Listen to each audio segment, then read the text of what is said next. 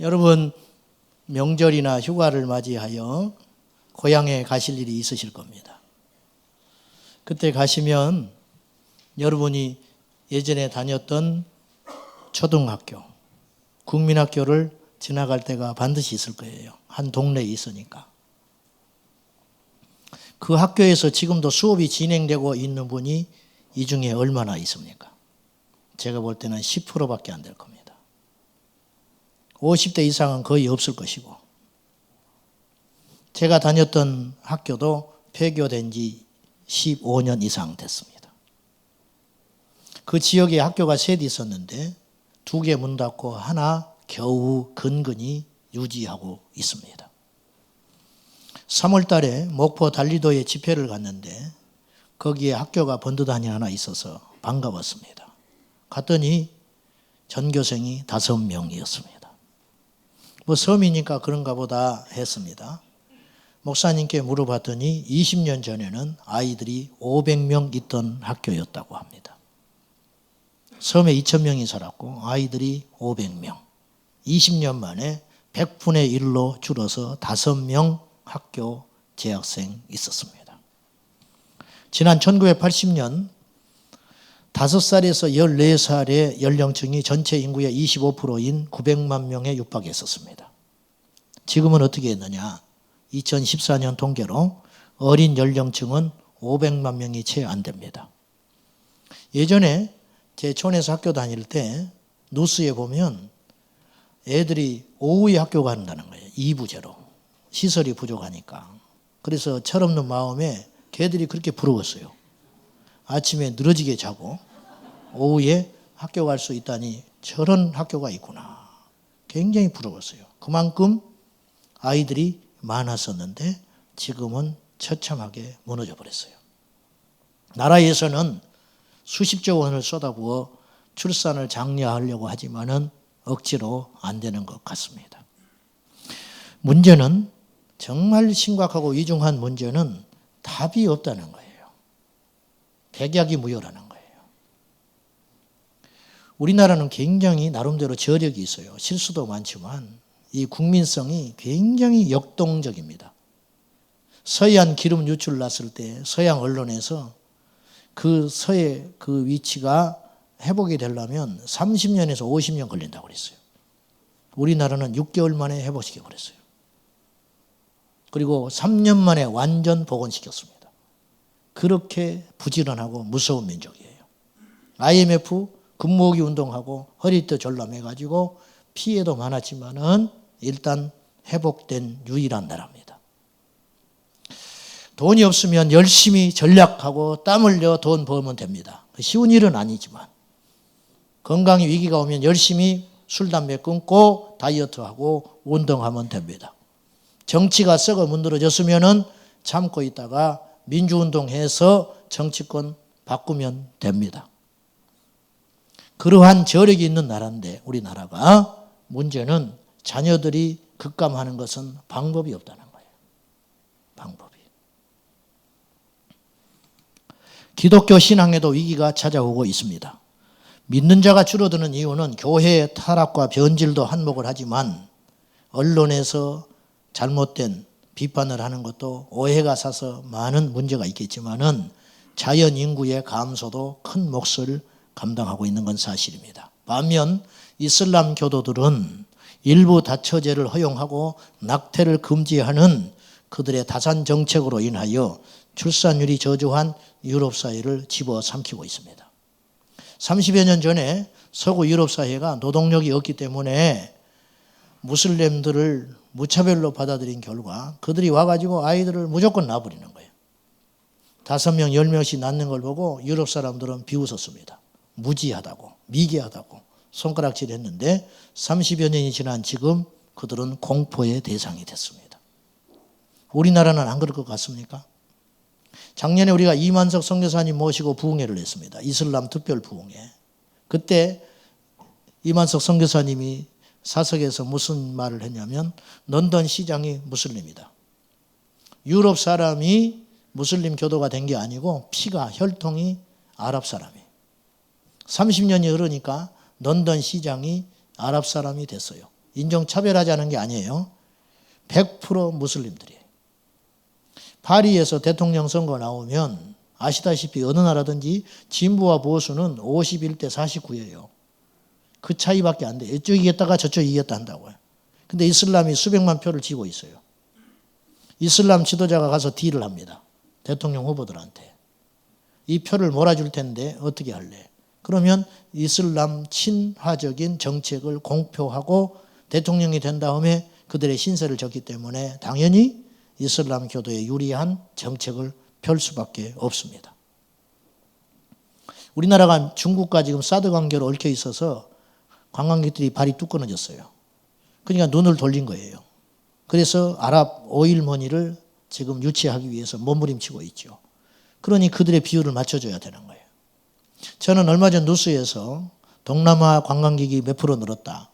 아랍에 있는 관광객들이 몇 프로 늘었다. 저는 하나도 기쁘지 않았어요. 그거는 무서운 일이에요. 당장의 이득은 있을지 모르나 그들의 요구 조건을 들어주다가 우리도 역시 서구화처럼 불행한 길을 치달을 수 있다는 겁니다. 종교를 욕하는 것이 아니고 인종차별을 하자는 게 아니라 우리가 건강하지 못한 영적 환경을 지금 향하여 달려가고 있는 무서운 현실, 여러분이 아셔야 됩니다. 일산에도 이슬람 타운이 들어온다고 해서 무척이나 지금 시끄럽습니다. 예수님이 십자가에 죽으시기 위하여 저와 여러분의 죄를 감당하기 위하여 골고다 언덕에 오르시는 장면이 오늘 본문 말씀입니다. 예루살렘의 여인네들이 나와서 십자가를 지고 올라가시는 예수님을 향하여 울고 있었습니다. 그때 예수님께서 말씀하셨습니다. 나를 위해서 울지 말라. 너희와 너희 자녀를 위해 울라. 그러면 예수님을 위해서 울지 말라는 건 이해하겠어요. 왜냐하면 예수님이 누군가의 도움을 받아야 할 분이 아니잖아요. 지금 힘이 없어서 십자가 지는 분이 아니잖아요. 주님께서 우리를 위해서 자청하여 십자가 지는 것이잖아요. 그러니까 예수님을 위해서 울 필요는 없는 거예요. 근데 너희와 너희 자녀들을 위해 울라. 왜 그리 하셨을까? 오늘 본문에 알 수 있는 내용이 등장합니다. 29절 보시기 바랍니다. 시작. 보라, 날이 이르면 사람이 말하기를 잉태하지 못하는 이와 해산하지 못한 배와 먹이지 못한 젖이 복이 있다 하리라. 무자식이 상팔자다. 그 말이 쉽게 말하면. 그날이 도대체 어떤 날이길래 무서운 핍박과 환난과 시련의 계절이 올 것인데 그때에는 자식이 없는 것이 낫다. 도망가야 하니까. 전쟁 나면 자식이 있는 것이 없는 것보다 얼마나 힘들겠어요. 그 말이거든요. 그날이 뭘까? 학자들은 두 가지로 추측을 합니다.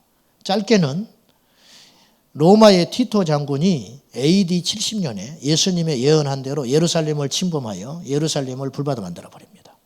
그때 이스라엘 사람들이 수없이 죽고 유대인들이 박해를 받고 피난 가야 했는데 그때 자식이 없는 것이 낫지죠. 길게는 오늘 우리를 향한 말씀이에요. 오늘 이 어렵고 힘든 패역한 이 세대에 기독교 세계관이 짓밟히고 있는 영적 가치가 발바닥에 밟혀 있는 이 어려운 혼돈의 시대를 살고 있는 우리들에게 통곡해야 된다. 그런데 우리들뿐만 아니라 우리 자녀들도 더 혹독한 시련을 맞이할 수 있기 때문에 너희와 너희 자녀를 위해 기도하거라. 여기서 기도하라는 말은 대비하라는 말일 것입니다. 준비하라는 말일 거예요. 비바람이 칠 때 우산 사러 가면 늦어요. 준비해놔야 돼요. 앞으로 몰려오는데 영국의 기독교인 한 분이 피눈물 흘리면서 통곡하면서 한국 교회를 향하여 경고했어요. 우리처럼 되지 말아달라. 우리도 30여 년 전에 이슬람 무슬림들이 몰려올 때 경고하는 소수의 목회자들이 있었지만 그 소리를 농담으로 여겼다. 근데 지금은 돌이킬 수 없는 상황에 빠지고 말았다. 테러, 강간, 사회 무질서 이런 일들이 지금 급속도로 일어나고 있는데 막을 방법이 없다는 겁니다. 30절 그때에 난리 날 때 사람이 산들을 대하여 우리 위에 무너지라 하며 작은 산들을 대하여 우리를 덮으라 하리라. 즉 죽는 것이 사는 것보다 낫다. 산이 덮쳐서 차라리 죽어버렸으면 좋겠다. 그렇게 극심한 환난과 난리와 핍박과 시련이 시작되는 날이 올 것이다. 주님이 경고하셨어요. 대비하라. 대비하라. 31절 푸른 나무에도 이같이 하거든 마른 나무에는 어떻게 되리요 하시니라. 이 해석은 여러 가지 해설이 있는데 저는 이렇게 해석하고 싶습니다. 마른 나무가 불에 타기 쉬워요? 푸른 나무, 생생한 나무가 불에 타기 쉬워요? 마른 나무. 여기서 푸른 나무는 예수님 자신입니다. 나는 하나님의 아들임에도 불구하고 지금 십자가를 지는 것이 고통이고 힘든 일인데 너희 유대인들은 어찌 인간, 죄인된 인간, 마른 나무와 같은 존재들인데 그 극심한 하나를 피할 수 있겠는가. 예수님은 십자가의 고통을 이기셨잖아요. 그러나 마른 나무 같은 우리는, 나약한 우리 인생은 이길 수 없다. 대비해라. 그런 뜻입니다. 기도하라는 말은 기성세대를 향한 경고와 다음 세대를 향한 경고라고 볼 수 있어요. 너희와 너희 자녀를 위해 기도하라 했으니까 기도 대상이 두 대상이라는 거예요. 그리고 우리 기성세대들, 여기 모여있는 우리 어른 세대들을 향하여 우리 주님께서 명령하신 기도의 제목은 무엇일까? 정신을 차리고 믿음 생활 바로 해서 배교하거나 타협하지 말고 십자가를 지거라. 그런 뜻이에요. 환난에도 사람은 무너지고 기쁜 일이 있는 유혹에도 무너지는 법입니다. 우리 지금 교우들 중에는 둘 중에 하나예요. 요새 아주 어렵든지 아니면 요새 형통하든지 어려운 분이 더 많겠죠. 그러면 어려워도 신앙에 문제가 와요. 고난이 온다 이거죠. 고난 장사 없습니다. 고난 앞에. 그리고 형통해도 타락합니다. 형통하면 기도 안 합니다. 형통하면 물질이 모아지고 힘이 있기 때문에 이걸 가지고 세상에 쾌락하는 데 쏟아 넣습니다. 여러분 화장실에 들어갈 때하고 나올 때하고 다른 거예요. 이 문제 하나님이 해결해 주시면 내가 기가 막히게 하나님께 영광 돌릴 것 같지요? 해결하고 나면요 하나님 잊어버려요. 이게 인간이에요. 저도 마찬가지예요. 여기도 그런 분들이 수두룩해요. 그래서 야고보서 5장 13절에 성경은 뭐라고 권면하냐면 너희 중에 고난당하는 자가 있느냐? 저는 기도하라. 너희 중에 즐거워하는 자가 있느냐? 좋은 일이 있냐? 기쁜 일이 있느냐? 방심하지 말고 하나님께 찬양해라. 그러니까 물샐 틈 없이 막으라는 뜻이에요. 고난이 올 때는 기도로 막고 할렐루야. 형통하고 좋은 날에는 예배하고 찬송함으로 하나님께 영광 돌려서 네 스스로 교만에 빠지지 않도록 막아라. 굉장히 중요한 말씀이거든요. 다음 세대를 향한 경고와 주님의 기도의 부탁은 믿음의 상실과 믿음의 신앙 유전 실패가 생기지 않도록 각별히 조심하거라. 이스라엘 백성들이 애굽에서 나와 광야에서 40년 지내다가 가나안 땅에 들어간 것이 BC 1405년경입니다. 그로부터 광야에서 40년 동안의 세월이 헛되지 않았어요. 철저히 하나님 바라보기 믿음, 철저히 광야에서 하나님의 만나를 먹으면서 사람이 떡으로만 사는 존재가 아니고 하나님의 말씀으로도 능히 살아갈 수 있다는 놀라운 영적인 체험들과 믿음의 산 증거들을 몸으로 온몸으로 느낀 황금 세대, 그들이 광야의 세대거든요. 그들이 가나안 땅에 들어갔을 때 파죽지세, 가나안 땅을 5년 만에 점령해버립니다. 그리고 땅 분배하는 데 10년 걸려요. 그래서 15년이 지난 후에 이스라엘 백성들은 어떻게 되어 있었는가? 아쉽게도 광야의 믿음을 다 버려버렸습니다. 그래서 사사기 2장 8절에서 10절에 보면 이렇게 기록되어 있습니다. 여호수아가 110세의 죽음에, 그때가 1390년입니다. BC 1390년. 15년이 지난 후에 여호수아가 110세에 죽습니다. 그 세대의 사람도 다 그 조상에게로 돌아갔고 여호수아 세대가 다 죽은 거예요. 하나님과 직통 계시받았고 만나를 먹었고 영적으로 무장되어 있던 그들이 세월이 흘러서 가나안 땅에서 다 죽은 거예요. 그들이 다 돌아간 후에 일어난 다른 세대는 여호와를 알지 못하여 여호와께서 이스라엘을 위하여 행하신 일도 알지 못하였더라. 부모들이 홍해를 건넜고 부모들이 광야에서 만나를 먹었는데 그것이 옛날 이야기가 돼버린 거예요. 그리고 알지도 못해요. 왜냐? 신명기 6장 7절의 말씀을 망각한 거예요. 너는 네 자녀를 부지런히 가르치는데 집에 있든지 나갔든지 누워있을 든지 일어났을 때든지 네 마음과 뜻과 힘을 다하여 주 너희 하나님만을 사랑해라. 신앙교육 철저히 시켜라. 이 율법을 버린 거예요. 왜? 가나안 땅에 들어가서 눈이 희동그레졌어요. 광야에서 맛없는 만나만 먹다가 가나안 땅에 들어오니까 온갖 오곡곡식이 넘쳐나는데 그거 먹고 땅 넓히고 집 짓고 자리 잡느라고 정신없이 사느라고 자녀들이 부쩍 자란 걸 놓쳐버린 거예요. 예배가 상실됐어요. 자녀들에게 신앙 교육시키는 거 잊어버리고 있었는데 어느 날 정신 차려보니까 우리 자녀들은 더 이상 받아들이려고 하지 않는 세대가 되어버렸다는 거예요. 이 불행한 과거의 역사는 오늘날 교회 안에, 우리 교회 안에도 여전히 계속되고 있다는 거예요. 우리 때는요, 30여 년 전 제가 예수 믿을 때 35년째가 됐으니까 우리 동기들, 교회 친구들 90%가 부모 예수 안 믿었어요. 그래서 우리가 맨날 예배 끝나면 울고 기도했어요. 부모님들 구원을 위해서. 그리고 부모들이 하나 둘 교회를 나오기 시작하셨어요. 지금은 거꾸로 됐습니다. 우리 자녀들 중에 홀로 교회에 나와서 예수 믿는 친구들이 10%가 안 됩니다. 교회 학교 중에. 거꾸로 우리 부모들이 교회를 나와서 예수 믿는데 우리 자녀들은 교회 안 나온 애들이 얼마나 많은지 몰라요.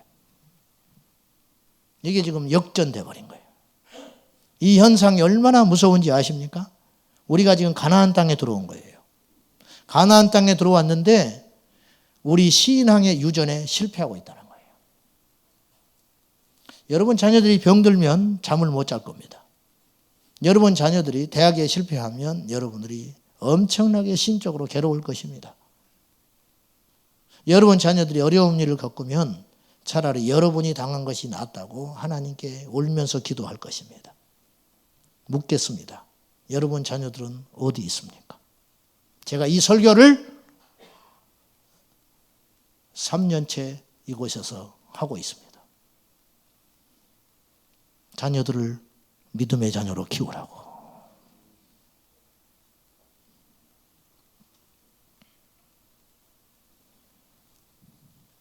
교회 학교가 텅텅 비고 있습니다. 1000명 모이는 어른인 교회에 교회 학교 청년부들이 20명이 채 안 보입니다. 더 문제는 누구도 그 문제를 심각하게 생각하고 있지 않다는 것입니다. 이대로 가면 이 나라의 미래는 없습니다. 세상 사람들은 깨어있질 않아요. 영적인 걸 모르니까 오직 돈벌이, 오직 출세, 오직 큰 건물 짓는 거, 오직 땅 넓히는 거, 자식들 인류 대학, 인류 기업, 좋은 신랑, 신부감 찾는 거, 그것이 자신들의 모든 소망이기 때문에 영적 분별력이 없어요. 깨어 있어야 할 사람들은 성경을 아는 우리들, 다음 세대가 어떻게 일어날 것을 주님 안에서 계시받은 하나님의 사람들, 그들이 정신 차리고 깨어서 십자가의 군사를 지금 만들어내지 않으면 다음 세대는 무너지고 말 것이다. 성경책을 가지고 주일날 교회에 오다가 테러를 당하는 일이 앞으로 30년 안에 없다고 어떻게 보장하겠냐는 거예요. 그때 가서 울고 피눈 흘리고 기도해도 늦다. 지금 너희와 너희 자녀를 위해 울라. 통곡하라. 경고하시는 겁니다. 오늘 예배하는 우리 장년들 중에 자녀들이 신앙생활 안 하는 사람들이 꽤 많습니다.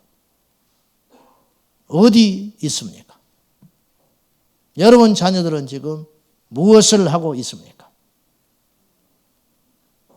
오늘 집에 가서서 몇 분이나 이렇게 할지 모르겠지만은 자녀들을 앉혀놓고 물으세요.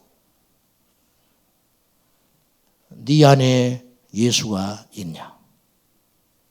교회를 안 다니면 뭐 말할 필요도 없는 것이고, 교회를 다니는 것으로 안심하지 말고 앉혀놓고 분명히 짚어보세요. 너 지금 죽으면 천국 갈 수 있겠냐?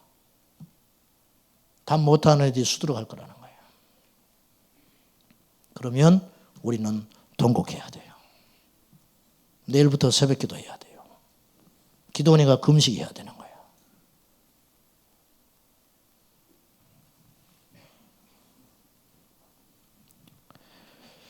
영적으로 우리가 잠을 자고 있습니다. 비바람이 쳐오는데 이제서 우산을 사러 가면 늦는다는 말씀입니다.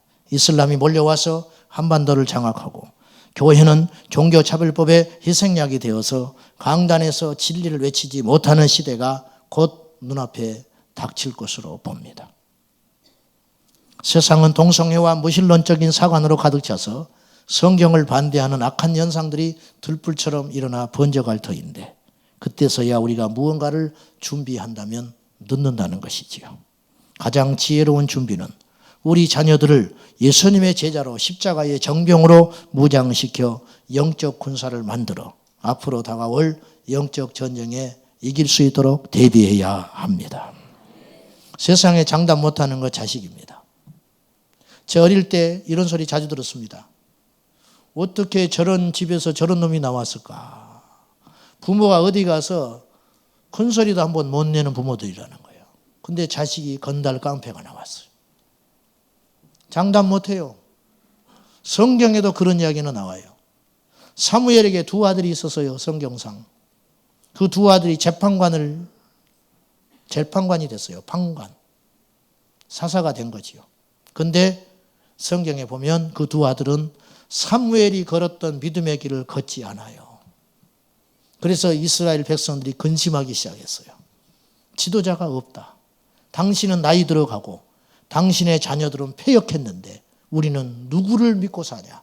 그래서 하나님이 하지 말라고 한 왕을 세울 수밖에 없게 된 거예요. 이것이 비극의 씨앗이었어요.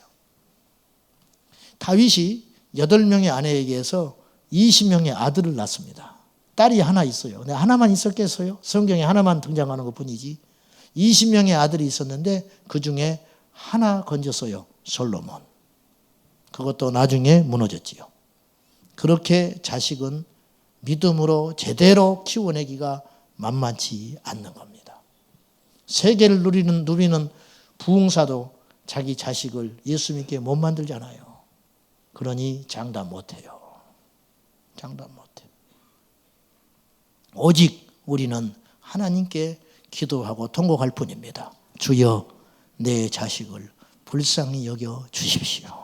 한 가지 믿는 것은 모니카의 선례에서 볼 듯이 어거스틴의 모친 모니카를 보듯이 기도의 자식은 망하지 않더라. 그거 믿는 거죠. 우리 부모들의 가치관이 먼저 변해야 됩니다. 스승을 뛰어넘는 제자 없습니다. 형을 뛰어넘는 아우가 없습니다. 부모의 신앙을 뛰어넘는 자식은 있을 수 없습니다. 일관된 신앙관과 믿음관으로 우리 자녀들을 말씀으로 잘 훈육해야 합니다. 신앙 제일주의, 예수 제일주의, 예배 제일주의로 우리 부모들이 하나님 나라의 가치관으로 철저히 무장하여 공부를 못해도 상관없지만 예배에 빼먹는 것은 용서하지 않는, 처다를 해라 그래도 죽지 아니하리라. 이것이 잠언서의 가르침이에요. 여러분, 매질을 해서 자식은 죽지 않아요. 하나님이 그렇게 만들어 놨어요. 매질을 안 하면 죽어요. 회초리를 들라는 거예요. 회초리를. 어디서 예의 없이. 인사 안 하면 밟아버려야 돼, 집에 가서. 진짜로. 공중도덕을 지키지 않는 아이는 혼을 내야 되는 거예요. 혼을 내.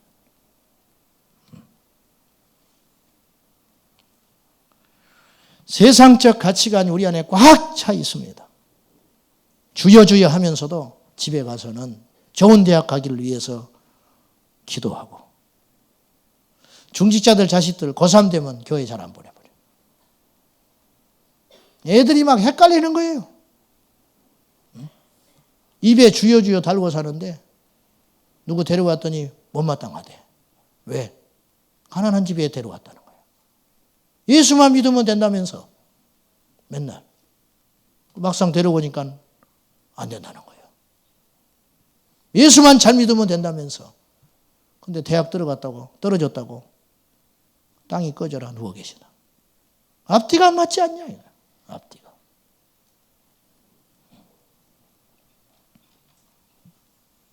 세상적 가치관을 가지고 그것을 쌓아놓고 자랑하는 이율배반적인 우리 기성세대를 통하여 우리 자녀들이 분노하고 있는 겁니다.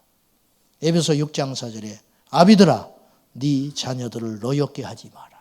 왜 노엽게? 매질을 할 때 노여울까? 용돈을 안 줄 때 이들이 노여워할까? 아니, 앞뒤 안 맞는 행동을 할 때. 부모는 믿음으로 살지 않아요. 근데 자녀들한테 예배 빼먹었다고 한다면 우리 자녀들이 힘이 없으니까 끌려가기는 하지만 분노가 쌓여가게 되는 것이죠. 그렇게 하지 마라. 방주교회 박보영 목사님, 예수 안 믿을 때 가정 깨졌습니다. 아들 하나 있는데 그 아들을 위해서 기도하신답니다. 주의 종 되되 서울역에서 노숙자 섬기는 목사로 살아갔으면 좋겠다. 자기는 개척교회에 고생을 해도 자기 자식은 세계적인 주의 종이 되기를 바라는 것이 부모의 심정인데 이 목사님은 그거 포기한 거죠. 죄송한 이야기지만 어째서 우리나라에 내노라 하는 목사님들, 큰 교회 목사님들은 자식들을 전부 유학 보냅니까? 왜? 유학을 갈 수 있어요. 재능이 있다면. 반칙 인생 만들어주는 거죠. 한국에서 자리 못 잡으면 유학 보내줍니다. 세상적 가치관이라는 거죠. 저는 여러분에게 굉장히 어려운 말씀을 지금 하고 있는 겁니다. 여러분 힘들지만 세상에서 높은 자리 안 가도 되고 부자 안 돼도 되고 성공 안 해도 되니까 믿음으로 키우시오. 그것이 용기예요. 이것에 무너지는 사람이 너무 많다. 여러분 생사화복이 하나님께 있음을 믿으십니까? 그러면 말씀으로 키워라. 1년, 2년, 3년을 두면 패배자 같아요. 10년, 20년 영생을 보면 반드시 승리합니다.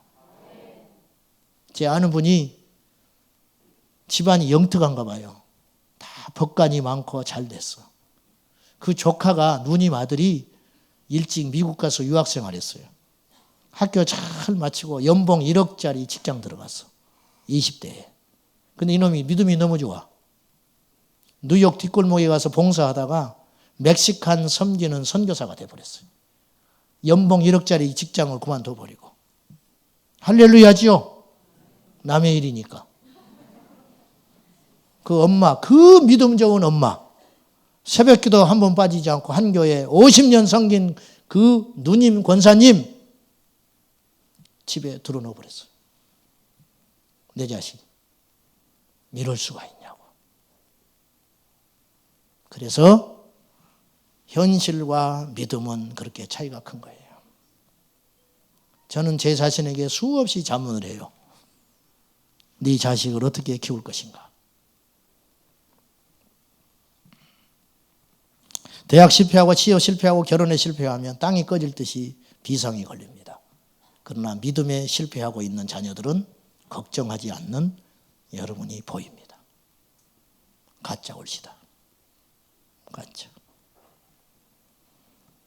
부모가 믿음의 본이 되어서 우리 자녀들에게 하늘의 영적 가치관을 심어줘야 됩니다.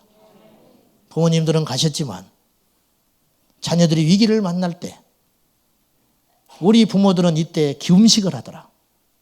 우리 어머니는 이때 기도를 하더라. 우리 어머니는 이때 기도원에 올라가더라.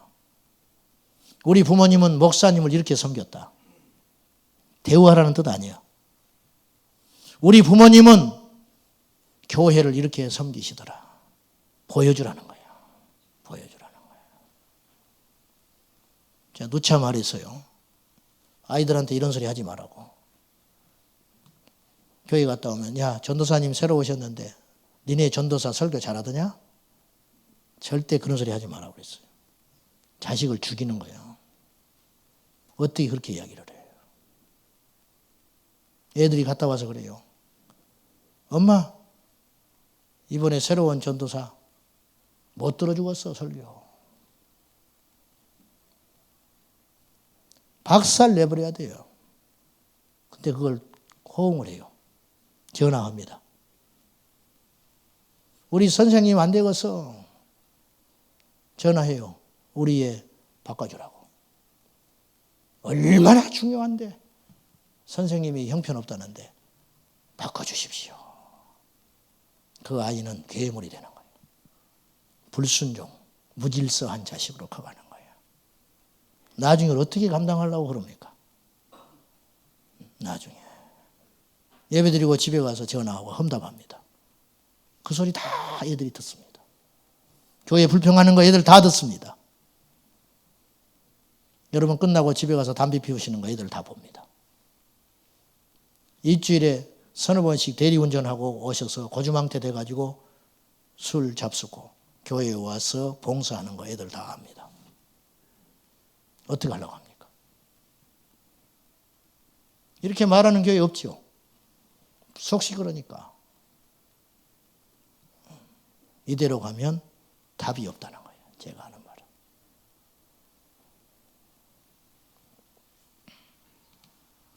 말씀 맺으랍니다. 돌아가신 우리 고모가 예수 안 믿어서 돌아가시기 전에 제가 전도하려고 무던히 애를 썼어요. 실패했어요. 고모 한 분 계셨거든요. 예수 믿으시오.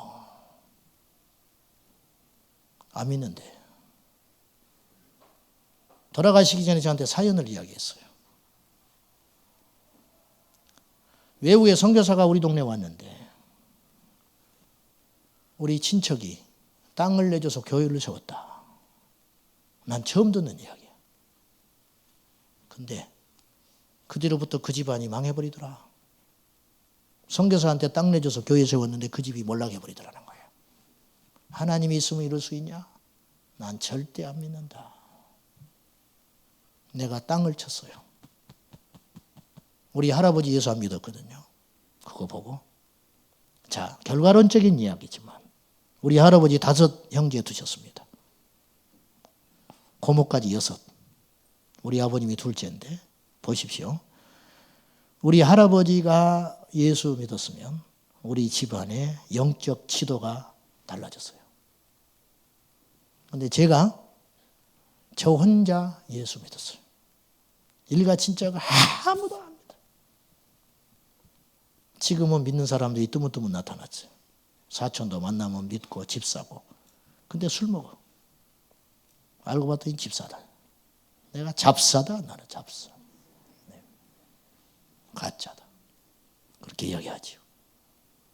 어쨌든 뭐 하나님이 만들어 가실 테니까 보고. 한 사람이 예수 믿으면 그 후대의 계보가 달라지는 것이다. 사랑하는 여러분. 이래도 자녀들을 두시겠습니까?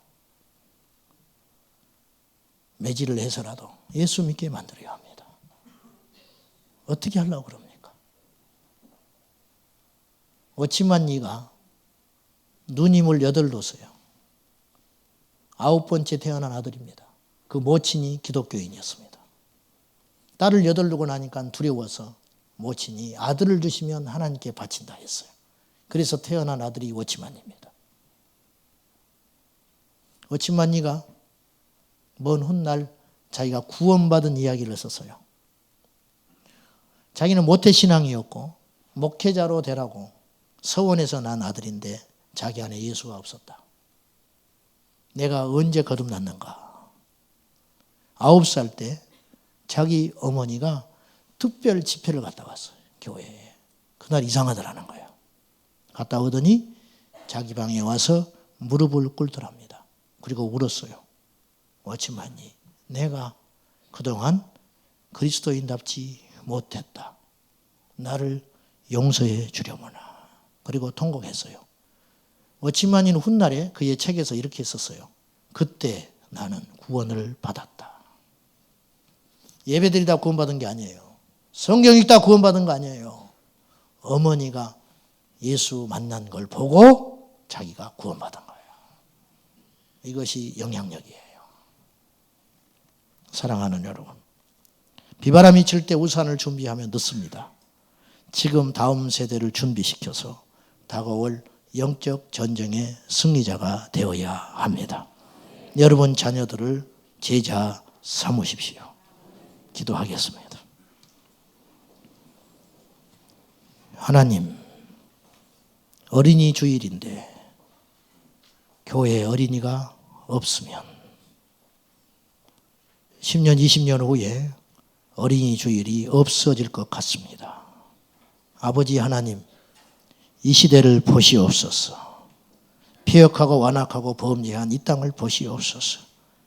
거룩한 세대를 키워내야 할 책무들이 우리에게 있습니다. 하나님이여, 우리 자녀들이 우리보다 더 큰 믿음의 거목들로 자라도록 인도해 주옵소서. 예수님의 이름으로 기도하옵나이다. 아멘.